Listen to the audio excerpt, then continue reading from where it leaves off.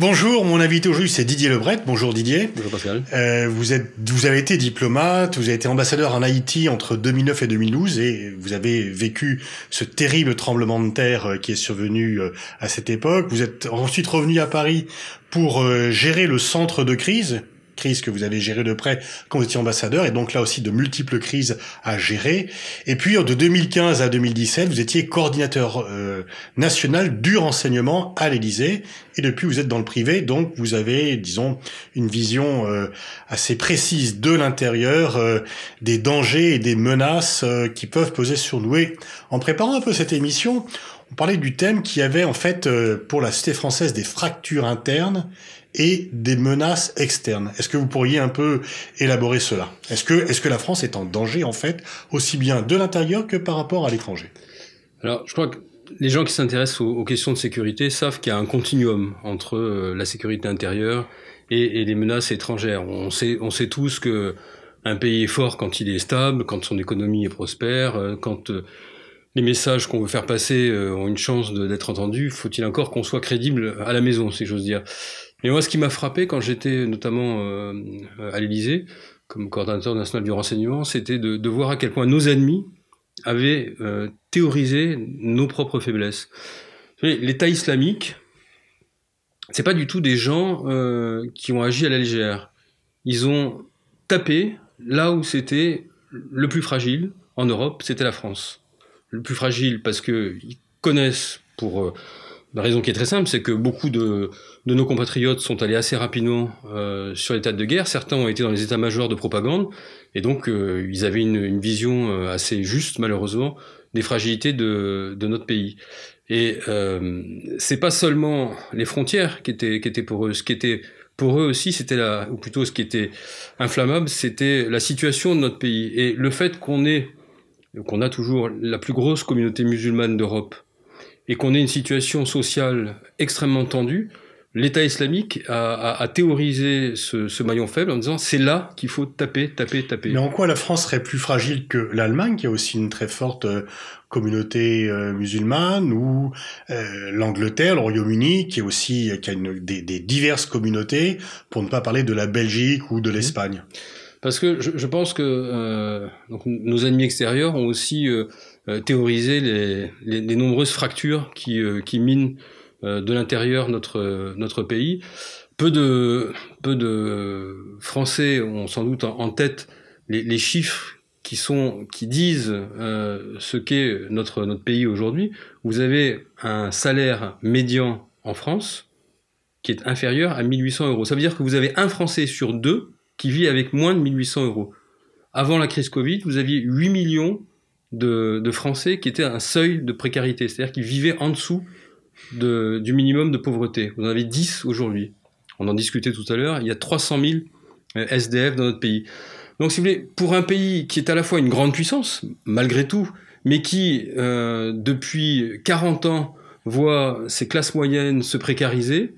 Les classes moyennes, c'est quoi ? Les classes moyennes, c'est le socle même de la démocratie. C'est ce qui fait la stabilité de nos sociétés. Si vous ajoutez à ça un système éducatif censé être robuste, qui permet d'avoir des citoyens éclairés et la possibilité de se projeter de génération en génération vers toujours plus de progrès et une amélioration de la qualité de nos vies et de notre capacité à vivre ensemble, si tous ces paramètres sont en train de se casser la figure, classe moyenne précarisée, montée de la pauvreté, de l'extrême pauvreté, un système éducatif qui ne joue plus son rôle, vous avez les ingrédients pour que de l'intérieur le système se... Mais alors Didier Lebret, on va tout de suite vous répliquer que vous cherchez des excuses au terrorisme et que vous voulez expliquer par des causes sociales ce qui est un phénomène qui a une logique interne et qui de toute façon frappe la France pour ce qu'elle est, non pas dans ses précarités, mais dans sa force. Il y a les deux. Le fait qu'on ait été effectivement très présent sur les théâtres de guerre au Levant, bon, ça nous désignait de manière naturelle. On n'était pas si nombreux. Une fois que vous avez dit le Royaume-Uni, enfin les États-Unis et la France, vous avez à peu près tout dit. Mais je pense qu'une fois encore, on a été beaucoup plus impacté que d'autres parce que précisément, regardons, si on prend concrètement les cas de radicalisation.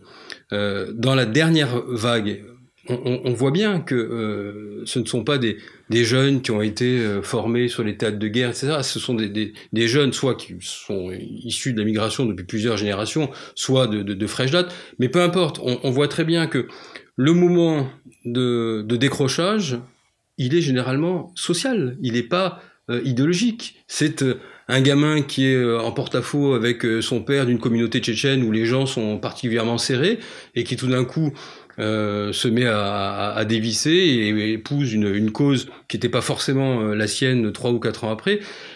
Quand vous regardez tous les gamins qui ont décroché dans des zones aussi étranges, Vesoul, il y a toute une filière de gamins qui sont partis au Levant. Quand vous regardez dans le détail, et c'est pour ça qu'il faut comprendre de l'intérieur ce qui s'est passé, vous vous apercevez que c'est des cas typiques de décrochage familial, sentimental parfois, des gamins ou des gamines en rupture de banc. Et on voit bien que tout se mêle, ce décrochage social, cette recherche de repères fixes, fait qu'à un moment, dans un phénomène classique, je dirais, de dérive sectaire, parce que à quoi on assiste? On assiste à une emprise qui est de type sectaire. Alors c'est plus spectaculaire parce que la cause qu'ils épousent est une cause particulièrement mortifère et spectaculaire. Et vous ajoutez à ça la capacité des réseaux sociaux à attirer les gens qui sont les jeunes, qui sont un peu égarés en rupture de banc, et vous avez tous les ingrédients pour quelque chose effectivement de très spectaculaire. Mais je pense pas qu'on puisse faire l'économie d'un examen social approfondi. Mais est-ce que la question sociale n'est pas aussi importante chez certains de nos voisins européens et donc en quoi la France se distingue de cela? Est-ce que parce que l'on a une autre promesse, une autre vision? Je pense qu'on est plus exposé de par notre statut de puissance ayant vocation à intervenir partout, de par notre statut au Conseil de sécurité. On est plus exposé parce que on est dans un schéma qui est celui de la République où tous les enfants doivent trouver leur place. On n'est pas dans une société qui accepte facilement le communautarisme. On veut que le modèle de l'intégration fonctionne, donc chaque citoyen français doit avoir les mêmes chances. Or aujourd'hui, je pense que la déception est à la hauteur de ce que les Français voient, c'est-à-dire un modèle qui est grippé, qui n'arrive plus à intégrer, un modèle qui n'arrive plus à fabriquer de l'égalité. Prenons un exemple très, très concret sur lequel moi j'ai été frappé en épluchant les doléances qui commencent à nous arriver, sur lesquelles on travaille avec mon association Rendez les doléances. Je suis frappé de voir que les deux sujets, qui étaient des sujets tabous, c'est-à-dire les sujets que le président Emmanuel Macron a sortis du champ du grand débat national. Il dit, vous pouvez parler de tout ce que vous voulez, mais je ne reviendrai pas sur l'ISF et ne me parlez pas d'augmentation du point de SMIC. Bon, ben, il se trouve que ces deux choses que je viens de citer, sont les marqueurs de la souffrance des Français aujourd'hui. Pourquoi l'ISF? Pas tellement parce que ça rapporte des centaines de milliards aux caisses de l'État, c'est pas ça. C'est parce que c'est un marqueur de l'injustice absolue. Vous avez, depuis le début du mandat d'Emmanuel Macron, les 0,1% les plus riches de France ont vu leur pouvoir d'achat augmenter d'un quart. Est-ce qu'ils en avaient besoin? Est-ce qu'ils étaient ceux qui en avaient plus besoin?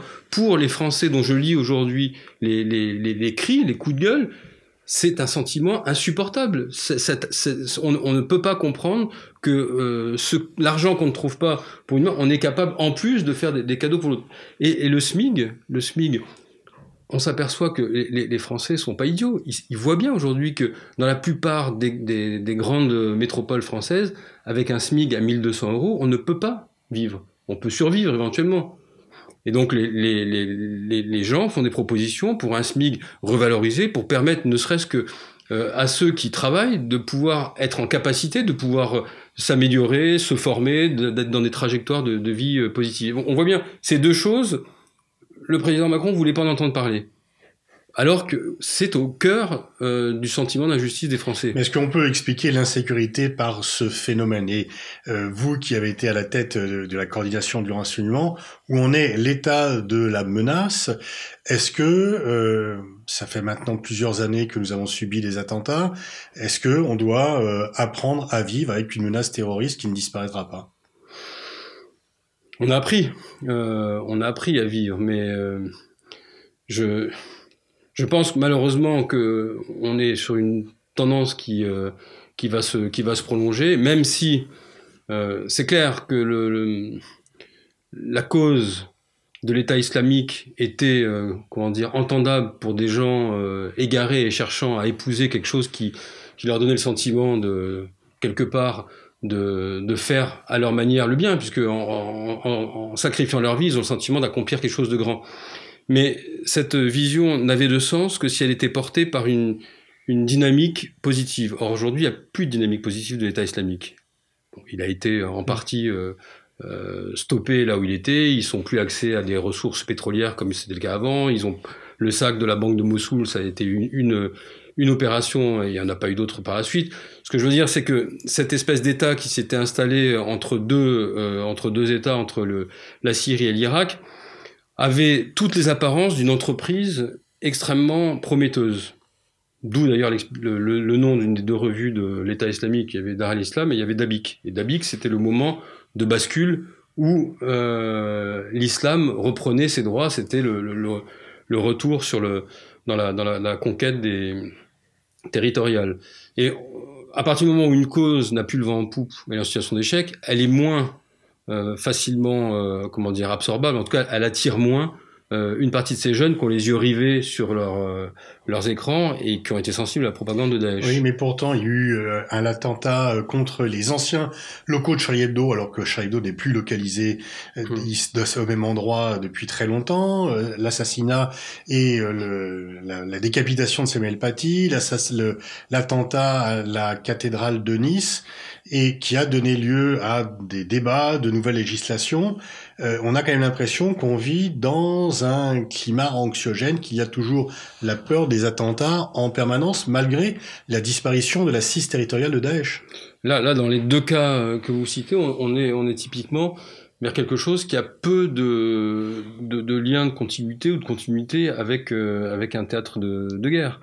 Là, c'est vraiment de la manifestation endogène de quelque chose qui n'a pas un lien. Alors même si ensuite ils se revendiquent d'eux, mais on voit très bien dans la façon dont les choses se sont préparées et comment ça a été exécuté, que ce sont des jeunes qui ont à un moment dévissé et qui épousent une cause parce qu'elle leur paraît être à la fois la plus populaire dans leur esprit et la plus emblématique des combats qu'ils veulent mener. Mais donc on n'en finira jamais. Je pense que il y a des effets de mode. On se souvient dans les années 70, c'était les dérives sectaires jusqu'au début des années 80. Il y a une mode de ce type de terrorisme assumé non pas comme une manifestation de terrorisme, mais comme un combat qui est censé être juste. Je pense que ça passera, mais en tout cas, je ne le vois pas passer à un horizon immédiat. Et les attentats du type de ceux qu'on a subis en novembre 2015, qui nécessitent quand même une logistique, une organisation qui semble plus importante que ces personnes un peu isolées qui ont été tuer Samuel Paty ou commettre un attentat contre la cathédrale de Nice. Est-ce que ce type d'attentat est toujours possible ou est-ce que les coups portés à l'État islamique ont été tels qu'ils ne sont plus en mesure de commettre des attentats de grande ampleur?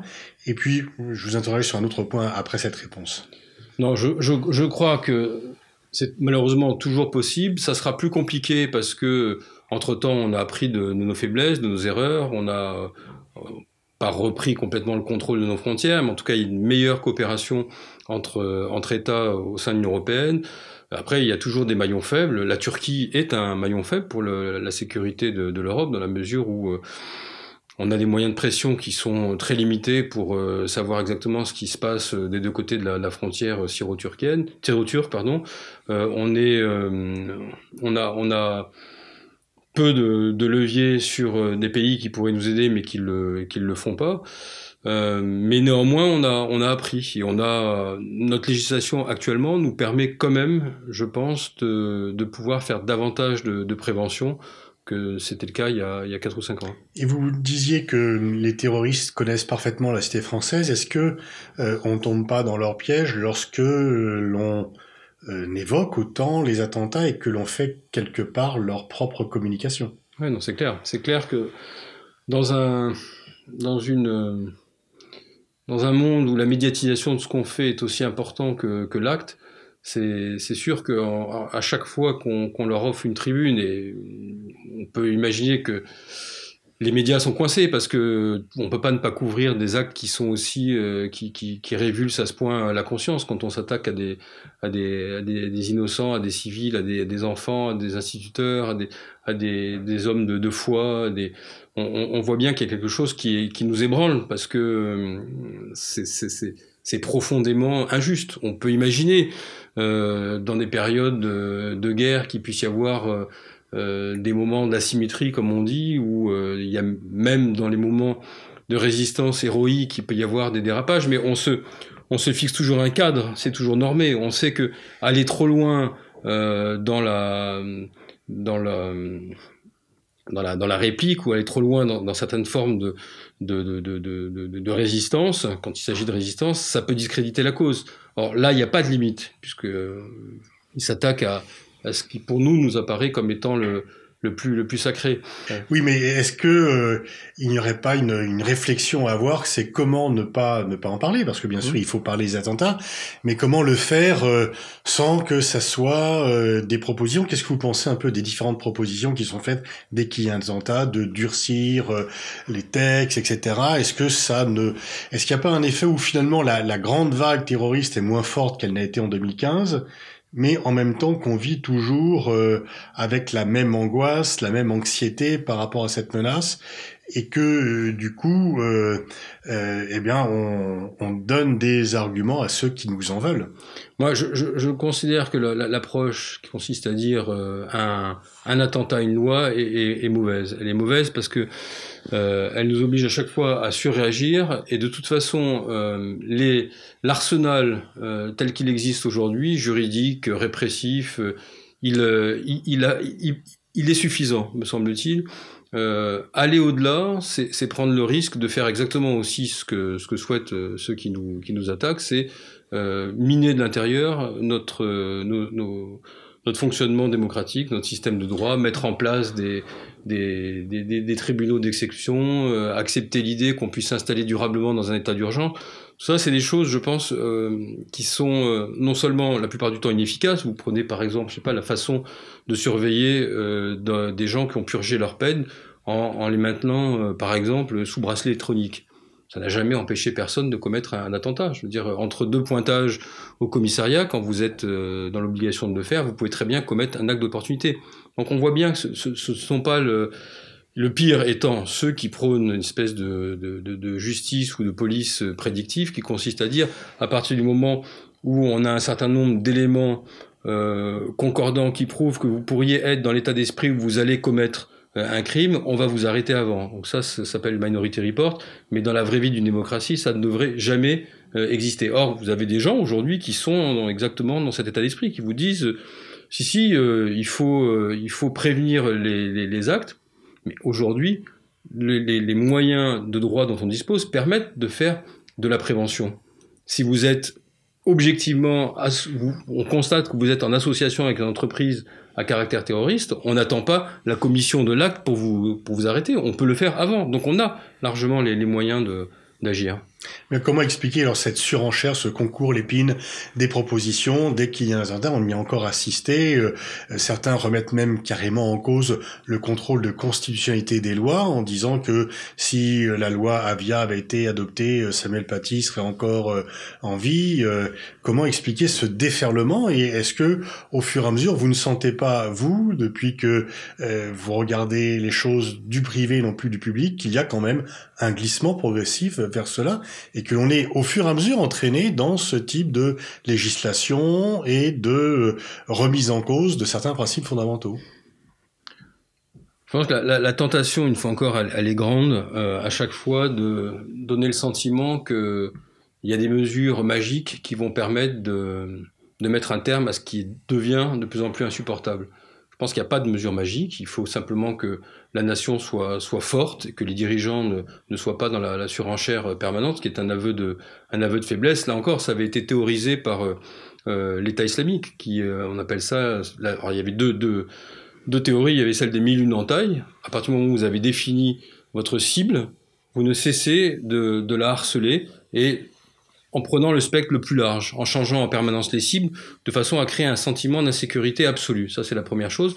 Et la deuxième chose, c'est de faire en sorte que, à partir d'un événement qui a un retentissement médiatique considérable, mais qui reste quand même, je veux dire, en termes de dommages réels limités, faire en sorte que ce soit la société elle-même qui génère le risque maximal. C'est-à-dire que ça n'est pas l'assassinat d'un civil innocent qui en soi remet en question la stabilité de notre pays. Ce qui remet en question la stabilité, c'est le sentiment que peuvent avoir certains d'impunité, qui vont vouloir se faire justice à eux-mêmes, et qui vont commencer à se dire, puisque l'État est impuissant à enrayer cette espèce de mécanique infernale, allons nous-mêmes là où le problème se pose, et là vous entrez effectivement dans une logique de surenchère avec des gens qui vont à un moment décider de faire le siège d'une mosquée eux-mêmes et de commettre l'irréparable, et là vous entrez dans quelque chose qui a une fois encore été théorisé, où vous avez l'immense majorité de la communauté musulmane française qui est terrorisé au sens propre chaque fois qu'il y a un attentat de ce type, parce qu'il se dit, mon Dieu, ça va encore nous être reproché comme étant appartenant à une religion qui prône le terrorisme, comme n'étant pas intégrable dans la communauté française, alors qu'ils rêvent que d'une chose, c'est qu'on parle pas d'eux et qu'ils vivent leur petite vie comme nous, quotidienne au mieux, et que... Mais on voit bien que c'est ça qui est visé, c'est cette faculté que la société à un moment pourrait avoir de se faire justice à elle-même et d'entraîner une dynamique que plus personne ne maîtrisera. Est-ce que vous pensez-vous de l'attitude de Monsieur Stoltenberg ou de Madame Ardern qui, après les attentats d'Utøya ou de Christchurch en Nouvelle-Zélande, donc Norvège ou Nouvelle-Zélande, ont dit non, la réponse aux terroristes, c'est plus de démocratie. Est-ce que notre société est trop fragile pour avoir ce type de réaction? Je pense que ça devrait être. Ça devrait être. Ce n'est pas tout à fait le cas. C'est pas le cas, mais je pense que idéalement, pouvoir dialoguer avec. Alors, c'est bien qu'on a toujours une difficulté de dire avec qui on peut dialoguer. Par exemple, quand on parle de la communauté musulmane, parce qu'on a un problème de représentativité, c'est quelque chose sur lequel on a avancé avec beaucoup de tâtonnements, d'approximations et parfois de maladresse.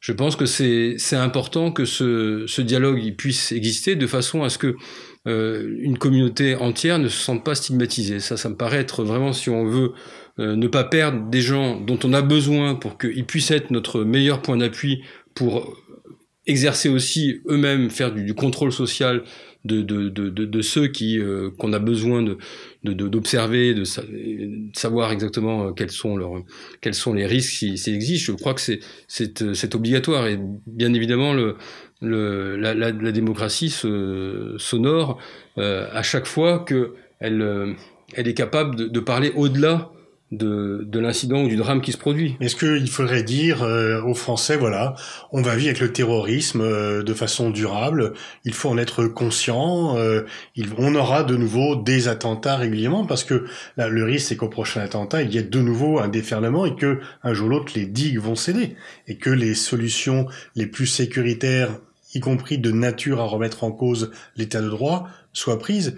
Est-ce qu'il ne ferait pas aller directement devant le public pour dire voilà, faisons face, le danger est face à nous, mais restons unis et dignes. Je pense que c'est un message que les Français peuvent entendre. Après, il y a des choses sur lesquelles on peut agir. Par exemple, dans le cas de l'assassinat du professeur Paty, je veux dire, c'est évident que aujourd'hui la chaîne, elle est rendue beaucoup plus sensible, courte et complexe, du fait que vous avez le bras qui va agir, c'est-à-dire ce jeune Tchétchène qui à un moment décide d'être un justicier de l'islam et de s'attaquer à cet enseignant, mais en réalité le problème il est bien plus en amont. Il est dans le fait que vous avez une communauté de gens qui aussi ont intérêt en permanence à jeter de l'huile sur le feu pour pouvoir exister.